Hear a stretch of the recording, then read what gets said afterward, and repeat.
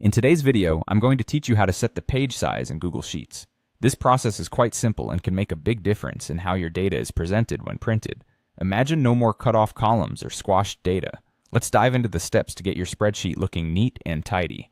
First, you'll need to access your Google Sheets document. So, open up your browser and navigate to Google Sheets. Find and open the specific sheet where you want to adjust the page settings. Once your document is open, look towards the top left of your screen and locate the File option. This is the starting point for many settings adjustments. Click on File, and a drop-down menu will appear. Scrolling down this menu, look for the Print option.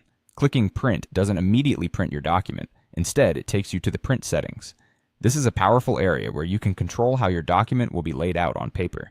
Once you're in the print settings page, you'll notice a section for page size. By default, it may show letter size, but there are several options you can choose from depending on your needs. Click on this section to find a drop-down menu. Here you can select A4 as your page size. A4 is a common size used in many countries and is typically 21.0 cm by 29.7 cm. Picking the right page size is crucial for ensuring that your data fits well and looks professional when printed. Next up, you'll choose the page orientation. Just below the page size dropdown, there's an option for orientation. Click there and select Portrait if your data is organized in columns that are shorter in width and taller in height. On the flip side, if your rows are significantly longer, you might prefer the Landscape option for your layout. For this tutorial, let's stick with Portrait.